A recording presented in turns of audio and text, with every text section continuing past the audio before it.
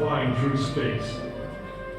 Every week on TV, I'd watch my heroes as they jumped into their rocket ships and took to the sky. And I wanted to be like them. They had courage, imagination, and no problem ever stood in their way for long. And in the end, when we actually did send men into space, it turned out that those were exactly the qualities it took. I'm John Hudson. This is Pad 39 of the Kennedy Space Center. I was a launch controller here when from this very spot, man took off to fly to the moon. It was a journey that began 12 years before that rocket ever left the ground. And it started on the other side of the world. Back then, we were one of two superpowers that always seemed to be on the edge of a terrible war. In 1957, the Soviet Union launched the first ever man-made satellite into Earth orbit. They called it Sputnik, which means traveling companion. And in a world where peace hung at a delicate balance, it seemed to be a dangerous advantage. Every ham radio operator in America could hear the beacon. People were afraid. Were the Soviets looking down on us? Watching us? If they could make a satellite pass over our cities, could they do the same with a bomb? Our own space program kicked into high gear, and less than 2 months later, we were ready to launch our own satellite.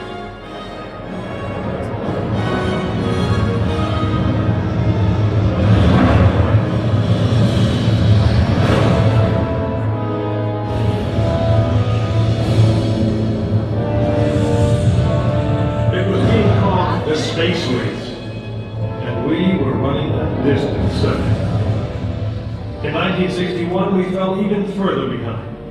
Soviet cosmonaut Yuri Gagarin became the first man into space, circling the world in just 8 years. We had our own astronauts, and they were eager and ready to take the big ride. But our manned space program couldn't seem to get off the ground. We stuck with it, and on May 5th, 1961, things finally started going right. Astronaut Alan Shepard took his ship Freedom 7 6.5 miles into space. America had its first space hero. Just a few days later, our space program received a new challenge.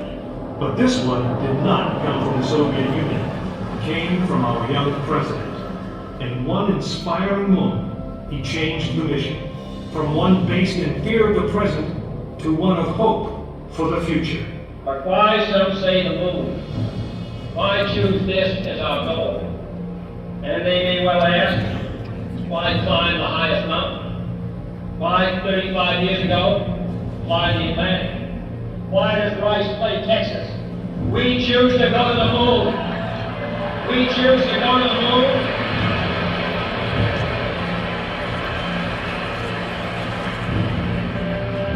Choose to go to the moon in this decade and do the other thing.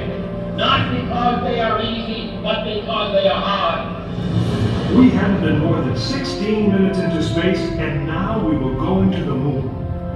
We would have to design a rocket the size of a 36-story office building, put it together with the precision of a microscope, and accelerate it to the speed of a bullet.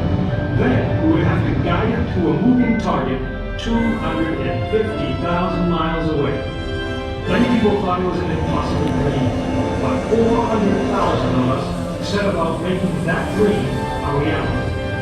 It would be the longest, most hazardous voyage that any man had dared to attempt.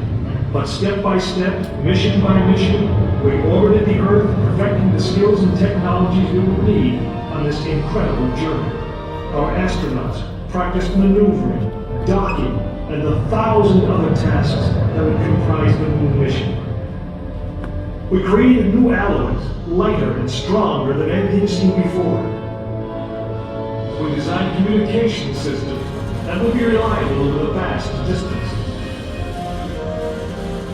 And behind it all, we tried to perfect the rocket that would be powerful enough to punch out of Earth orbit and take us to the moon.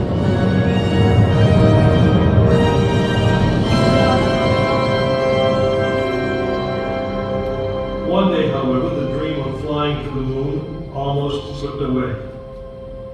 It was January 27th, 1967. astronauts Virgil Gus Grissom, Edward White, and Roger Chaffee were on board Apollo 1 for a plugs-out test, a full-scale dress rehearsal for the actual launch. Suddenly it happened. There was a fire in the capsule. 3 men whose lives had been in our hands were lost. Surely the opening vistas of space promise high cost and hardships, as well as high reward. But this country of the United States was not built by those who waited and rested and wished to look behind them. After Apollo 1, some thought we'd failed, and that the moon was out of our reach. But we owed it to those men, to learn from their sacrifice, and to carry on. We started taking the Apollo vehicle apart, piece by piece. Was the design flawed? Had safety been compromised? Tough questions. And we spent 1.5 years redesigning the spacecraft so that no astronaut's life would ever be at risk because we overlooked something, or because we could have done something better. A moon rocket is 91% high explosive, and it goes into the most unforgiving, hazardous environment there is. We could never make it risk-free, and the men who flew them knew that. We didn't send men into space again until Apollo 7 orbited the Earth, testing some of the new design. When everything worked perfectly, the decision was made. The next mission would travel to the moon. It was mankind's destiny to leave the shores of our planet behind and strike out across the vast ocean of space. In the great span of our history, now was the time that we could. Now was the time that we would. We stood on the eve of the longest, most dangerous journey that any man had ever undertaken. And it would be taken by Frank Borman, James Lovell, and William Anders, the crew of Apollo 8. Through those doors you'll find the firing room, launch control, just as it was on December 21st, 1968. Please gather all of your... This is the firing room, launch control for the Apollo mission. This is not a mock-up. These are the very consoles we sat at when men first took off to fly to the moon. The tragedy of Apollo 1 had put us 1.5 years behind. We were making up for it in one big leap, and we were doing it with a rocket that no man had ever flown before.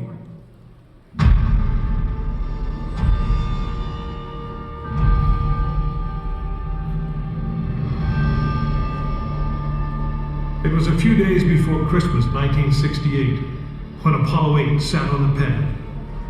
She was the first of a new kind, a moon rocket.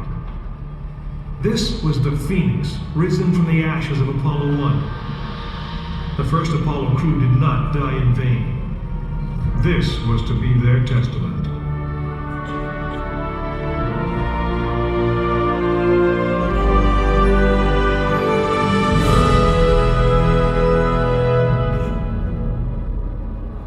"36 stories high, she had been fully fueled throughout the night. The liquid oxygen in her tanks caused ice to form on the outside of the craft. The extreme temperature differences between the air and the sub-zero fuel caused the metal skin of the rocket to expand and contract. Everyone who was on the pad agreed. It was as though the rocket was alive, breathing, straining at the leash. Earlier in the morning, astronauts Frank Borman, Jim Lovell, and Bill Anders had made their final preparations before taking that long ride out to the waiting spacecraft. The minimum safe distance from a Saturn V at liftoff was 3 miles. The reason was simple. When fully fueled, the rocket contained the explosive power of an atomic bomb. As the clock counted down, the astronauts and all of us in launch control went through the pre-flight checks, our hands on the controls of the most powerful, most complex machine ever built. It had over 2 million separate systems, and to bring these men back alive, everything had to work perfectly. each individual system had been tested. But what we didn't know was how they would perform when all 2 million began to work together. That moment would come when the countdown clock reached 0.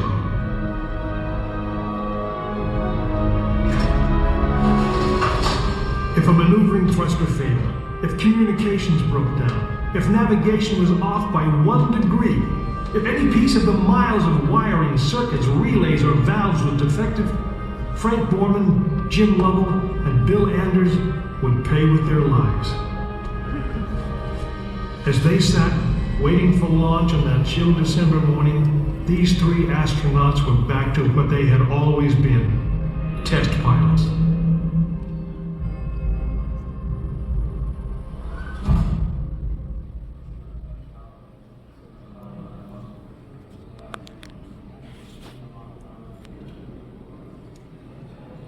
You are now in the final minutes before the launch of Apollo 8, right here where it actually happened.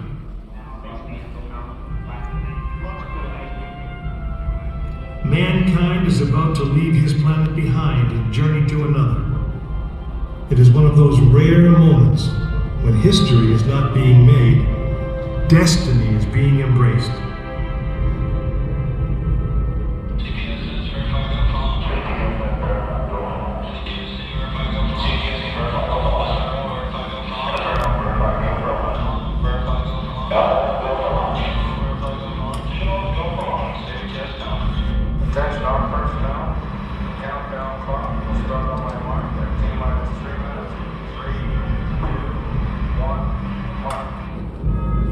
This is launch control, T-minus 3 minutes and counting.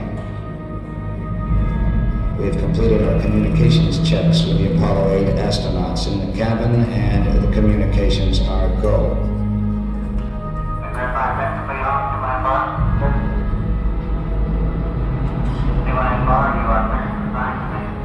During this period, once we do get the firing command, the various tanks within the 3 stages of the Saturn V launch vehicle begin to pressurize.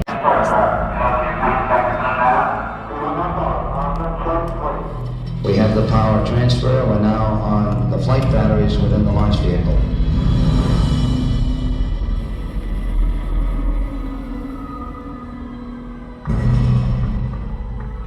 Final reports coming from Frank Borman at this time. Final look at the switch list aboard the spacecraft.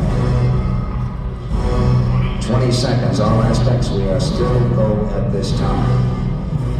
T-minus 15, 14, 13, 12, 11, 10, 9. We have ignition sequence start. The engines are armed. 4, 3,